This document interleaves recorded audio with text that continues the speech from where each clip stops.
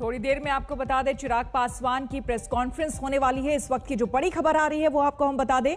पहले चिराग पासवान 1 बजे press conference करने वाले थे, लेकिन अब थोड़ी देर में।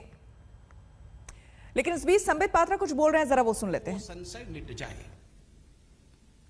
पहली बात तो यहां भारतीय जनता पार्टी स्पष्ट करना चाहती है, और एक पॉलिटिशियन होने के नाते नहीं, और केवल एक डॉक्टर होने के नाते भी नहीं, जो साइंटिफिक कम्युनिटी ने और जो हेल्थ मिनिस्ट्री ने अभी क्लैरिफिकेशन दिया है इस विषय को लेकर, वो क्लैरिफिकेशन पब्लिक डोमेन में मौजूद है।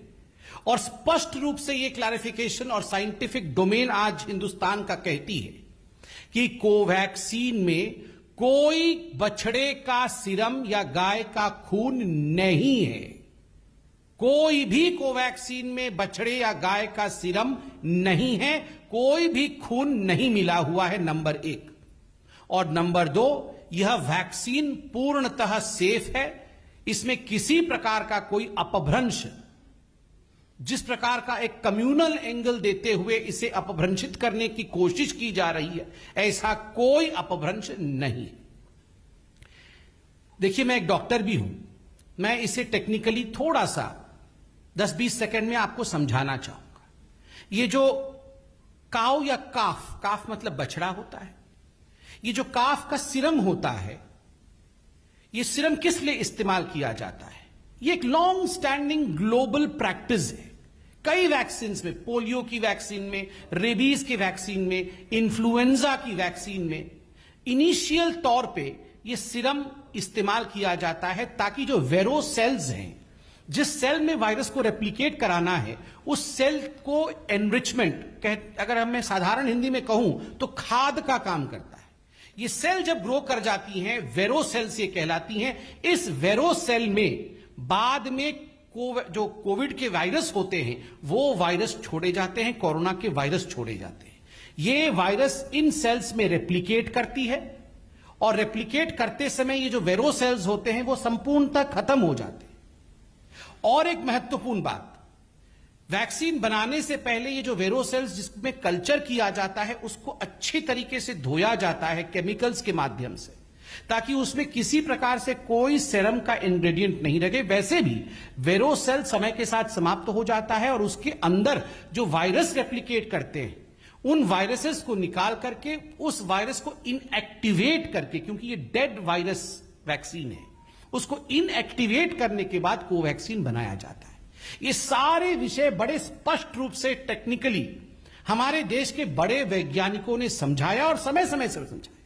उसके बावजूद कांग्रेस पार्टी ने जिस प्रकार की उद्दंडता की, धृष्टता की, महापाप किया है, the Congress party has sinned today.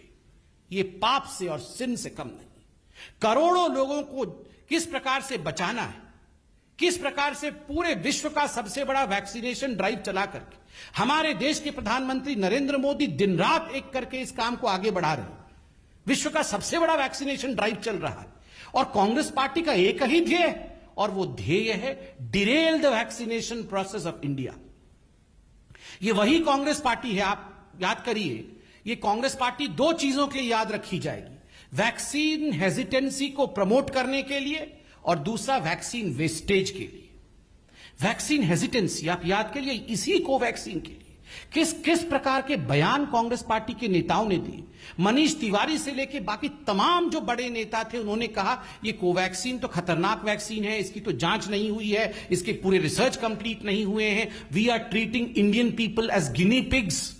उस समय कहा गया कि इंडियन लोगों को, हम भारत के लोगों को गिनी पिग के रूप में भारत की सरकार ट्रीट कर रही है कोवैक्सीन देके। और उस समय कांग्रेस के सरकारें जिन राज्यों में है, खास करके छत्तीसगढ़ की सरकार ने प्रेस कॉन्फ्रेंस करके कहा कि हम कोवैक्सीन नहीं लेंगे। पंजाब में भी आप देखिए, पंजाब की सरकार ने पहले कहा हम नहीं लेंगे, बाद में वहां तो वैक्सीन प्रॉफिटियरिंग होने लगा, अर्थात कोवैक्सीन लेते थे, कोवैक्सीन प्राइवेट हॉस्पिटल्स को देते थे, वहां से प्रॉफिट जेब में लेते थे। आप सोचिए जरा किस प्रकार वैक्सीन हेजिटेंसी को प्रमोट किया गया। वैक्सीन वेस्टेज, राजस्थान में, छत्तीसगढ़ में, राजस्थान में वैक्सीन, कोवैक्सीन को आपने लेके जमीन के नीचे गाड़ दिया, आपने उनको कचरेदान में फेंक दिया, आपने उनमें आग लगा दिया। So you have promoted, the Congress party has sinned right from the very beginning by promoting vaccine hesitancy and by promoting vaccine wastage, apart from what we have rightly pointed out, profiteering from vaccine also in Punjab. People of this country are not going to forgive the Congress party for what they have done. और आज इस मंच पे से Bharatiya Janata party पूरी responsibility के साथ, जिम्मेदारी के साथ एक ही सवाल कांग्रेस पार्टी से पूछ रही है। आदरणीय सोनिया जी, राहुल जी, प्रियंका जी, आप तीनों ही कांग्रेस हैं। You three are the Congress. आप तीनों बताएं, आप तीनों ने कब अपना पहला डोज लिया और कब अपना सेकेंड डोज लिया है? क्या गांधी परिवार वैक्सीनेटेड है या गांधी परिवार वैक्सीनेटेड नहीं है? गांधी परिवार कोवैक्सीन पर विश्वास करती है या गांधी परिवार कोवैक्सीन पर विश्वास नहीं करती?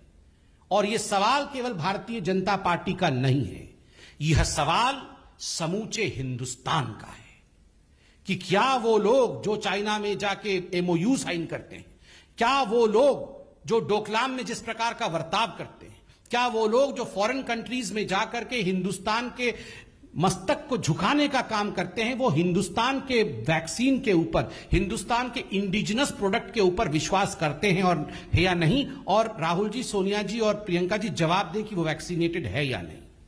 बंधुगण, आज से ठीक एक हफ्ते पहले रॉबर्ट वाड्रा, गांधी परिवार के एक और रत्न, उन्होंने भी कहा था कि लोग भ्रमित हैं, लोग जानते नहीं हैं ये वैक्सीन कैसे बनते हैं, इनका कॉम्पोजिशन क्या है, इनके साइड इफेक्ट्स क्या है। रॉबर्ट वाड्रा जी, आपके पास तो इतनी जमीन है, मेडिकल कॉलेज खोल के भर्ती होइए, वहां पर पूरा पढ़ के आइए प्रोसेस वहां से। जब कोवैक्सीन लॉन्च होता है तब कहते हैं हम कोवैक्सीन लेंगे नहीं, इससे खतरा हो जाएगा। जब पूरा पीक पे रहता है सेकेंड वेव तो कहते हैं हमारा कोवैक्सीन कहां है, हमारे बच्चों के कोवैक्सीन कहां चले गए। क्या मजाक बना के रखा हुआ है कांग्रेस पार्टी ने।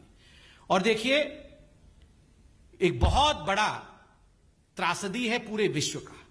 इस त्रासदी में हम सब की आवश्यकता है कि हम साइंटिफिक बेंट ऑफ माइंड, वैज्ञानिक दृष्टिकोण के साथ आगे बढ़े, ना कि इस प्रकार की बातों के साथ जो भ्रम कांग्रेस पार्टी फैला रही है या फैला चुकी है और जो आज हम डिस्पेल कर रहे हैं। मगर इसका सवाल जो हमने पूछा, इसका जवाब जरूर दे सोनिया जी, राहुल जी, प्रियंका जी और वाड्रा जी भी दे दें कि इन्होंने, सारे लोगों ने, चारों ने वैक्सीन लिया है कि नहीं लिया है, कब लिया है, कौन सी वैक्सीन ली है, कोवैक्सीन पे विश्वास करते हैं या नहीं करते हैं, ये सब जरा बता दें। बहुत बहुत धन्यवाद।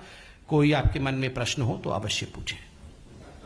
ये सर। 2 दिन पहले मैं आईएमए के प्रेसिडेंट का इंटरव्यू किया था, उन्होंने कहा कि ये जो वैक्सीनेशन प्रोसेस है this should be speeded up और it should be much faster. With the statement that has come today, do you feel that this is not helping in the purpose of vaccination process and hesitancy that has been created from the group? See, number one, as far as the vaccination process, the speed and the scale in India is concerned, there's no doubt that India is in fact one of the fastest moving vaccinating country. Look at the size of this country. But despite this size, way India has moved ahead with vaccination is something which is quite applaud worthy. We should applaud India's vaccination process. Number two, as far as suggestions from various quarters that the speed should still be high, for that, in fact, the government of India has rolled out an action plan as to how the government of India is going to vaccinate most of the Indians by the end of this year, and we all are aware of it. We should have complete faith in the government of India's plan.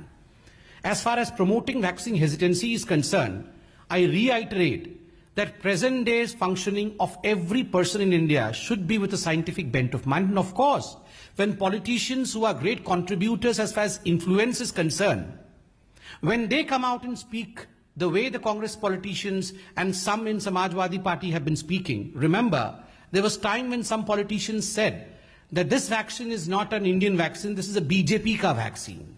And I will not take the vaccine. मैं तो vaccine लूंगा नहीं, जब हमारी सरकार आएगी तब हम vaccine देंगे. And then we had slew of Congress leaders who in fact did not show any interest in Covaxin. Rather, they pointed fingers toward Covaxin. And of course, today's statement, which is... तो संबित पात्रा को आपने सुना। दरअसल ये तमाम उन सवालों के जवाब दे रहे थे जो कि लगातार कांग्रेस उठाती रही है वैक्सीन को लेकर। एक बार फिर संबित पात्रा सामने आए, पूरे फैक्ट्स और फिगर के साथ सामने आए। कोवैक्सीन को लेकर तमाम तरह की बातें, जो अफवाहें उड़ रही थी कांग्रेस की तरफ से, उस पर विराम लगाने के लिए तमाम फैक्ट्स फिगर के साथ संबित पात्रा सामने आए और उन्होंने कई गंभीर आरोप कांग्रेस पर ही लगा दिए। लेकिन क्लियर जो किया, गाय के बछड़े के सीरम का आरोप लगाया गया था, जो कि नहीं है। उन्होंने साफ तौर पर कहा कोवैक्सीन में बछड़े का सीरम नहीं है। संबित पात्रा ने साफ तौर पर इस बात की लोगों को जानकारी दी और साफ तौर पर कहा कि शुरू से ही कांग्रेस इस तरह की अफवाहें उड़ा रही है, वैक्सीन को लेकर भ्रम पैदा कर रही है, जो कि सरासर अपने आप में गलत है। और जब वैक्सीन की किल्लत की बात सामने आई तो उसको लेकर भी कांग्रेस ही सबसे ज्यादा मुखर होकर के सवाल कर रही थी सरकार से। एक बार फिर से आपको सुनवाते हैं क्या कुछ कहा संबित पात्रा ने। में निर्मित वैक्सीन है, कोविड का वैक्सीन है, उसको लेकर जिस प्रकार का भ्रम आज कांग्रेस पार्टी ने सोशल मीडिया और प्रेस कॉन्फ्रेंस करके उनके प्रवक्ता ने फैलाया है, ये महापाप है। अपने इस प्रेस कॉन्फ्रेंस में पवन खेड़ा ने जो बाइट उन्होंने दिया है टीवी में, और खास करके गौरव फांडी जो कि कांग्रेस पार्टी के नेशनल कन्वीनर हैं उनके सोशल मीडिया के, उन्होंने यह आक्षेप लगाया है कि जो कोवैक्सीन है उसमें गाय के बछड़े का सीरम होता है, उसमें गाय के बछड़े का खून होता है। मुझे बताते हुए बड़ा दुख हो रहा है कि जब हमने ट्विटर के माध्यम से, जब हमने सोशल मीडिया में इस प्रकार के प्रचार को देखा तो उसमें यहां तक बातें की गई थी कि काउ स्लॉटर करके, गाय और बछड़ों को मार करके यह वैक्सीन तैयार किया गया है। इस प्रकार का भ्रम कांग्रेस पार्टी फैला रही है। तो जैसा कि आपने सुना, संबित पात्रा साफ तौर पर कह रहे थे कि कांग्रेस पार्टी दरअसल इस पूरे